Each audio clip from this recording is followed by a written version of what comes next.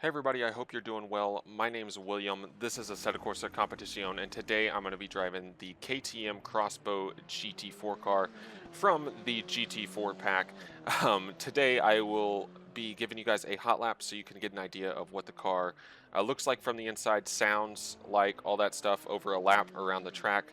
Then afterwards, gonna go ahead and give you guys my initial impressions of the car, whether or not I can recommend it, if I like it, what I like about it, that kind of thing.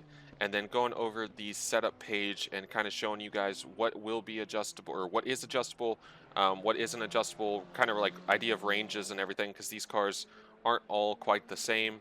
And some of them have some funky options and some things that can really hold the car back or maybe potentially give it a little bit of an advantage once setups start coming out for these things and all that good stuff. So I don't really know what to expect with this car. I know it looks funky. I know it sounds funky. Um, it should be a good bit of fun either way, so we'll see. Hopefully it is. And hopefully you guys enjoy this. I'll shut up. We'll go ahead and get on to the hot lap. And I'll be back to talk to you about my thoughts on it. So enjoy.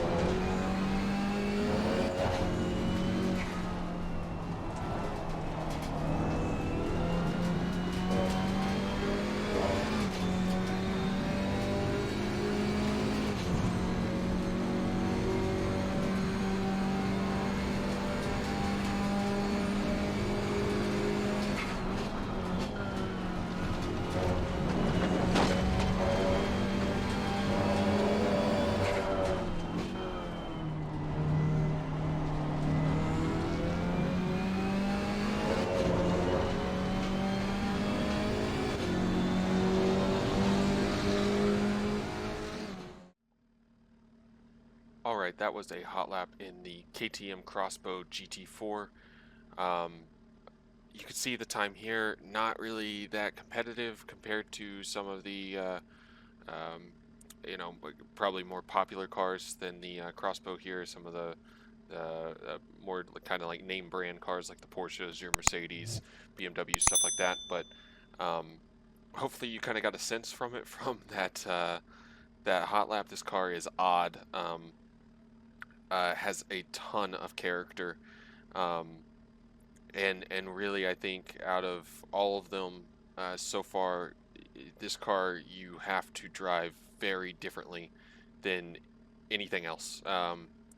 It looks odd, it sounds odd, and it drives different as well. I actually really enjoyed it. The car felt um, very hardcore, actually, like really hardcore in just the way it responded over little bumps, the way it kind of sounded, and it's just everything about it. It's just kind of like a little snarly, um, kind of like jumped up go-kart is basically the way that this thing feels. And it really does have quite a lot of character. For that reason alone, I like it. I couldn't necessarily say I recommend this car, um, unless what you're going for is an experience. Um, it definitely is an experience, and I think ultimately, if you're just sitting down to drive for the fun of driving, you're not doing anything super competitive or anything like that. This car is going to be a good one for that, and just kind of get lost in in trying to tame it, because it definitely does seem like out of all of the GT4s so far, this one is the one that you are going to have to spend time taming. Um, you can see in the lap time here, like I said, it's a bit off. We can go ahead and look at the setup here as well. So you do have adjustable caster on the front of the car, tow, tire pressure, camber, and that's kind of notable on this car. Just because of what it is, I wouldn't really expect to run crazy amounts of camber, but you're not going to be running any less than negative 2.2 degrees, because that's as low as it goes. You can go up to negative half a degree. So that'll be interesting to play with that. You have 11 traction control settings, 4 ABS settings. This car ultimately, like, it wasn't super. It was down on the straight line speed compared to something like the BMW or the Cayman. Um, not not a crazy amount, but I would expect it to be really, really good on the brakes, because of what it is, and it's not necessarily a top speed demon, but I think there's something in the setup to try and unlock. Definitely, maybe the car's a little too stiff, maybe a little bit too much camber, something along those lines, to make it better on the brakes, because it really didn't have that performance that I was expecting. And ultimately, that's something you can kind of claw back some lap time with adjustments like that. I do think this car is going to need a fair bit of setup work to be competitive at basically any of these tracks, um, with a lot of heavy braking zones, and really tight corners where it doesn't really matter that this thing's so light, and it actually does get through the high-speed corners. It feels very nice through them. So um, there'll be some setup work for sure to get the most out of this car. And talking about more of the adjustments, you do have a decent number of adjustments for your anti-roll bar on the front, but you get one on the rear, and your kind of standard 10 to 80 for the GT4 cars for the preload on the differential. For the wheel rates on the front, you get, let's see, two, three, four, five settings. And yeah, it was set up pretty stiff, it looks like here. So you do have adjustable bump stop ranges as well. So just more tools, which is nice, because I think you're going to need them, like I said. And yeah, quite a bit of range on the rear of the car as well for your wheel rates. So a lot to work with there.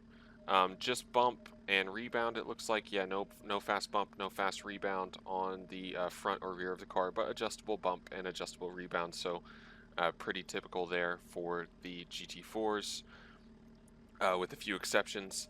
No splitter on the aero adjustments. You have a decent amount of ride height adjustability on the front and the rear of the car, and this is going to be nice. You have a good number of wing angles to choose from as well. So this car, like I said, I think you're going to be spending quite a bit of time working in the setup window, trying to get the most out of it, but it is an experience for sure.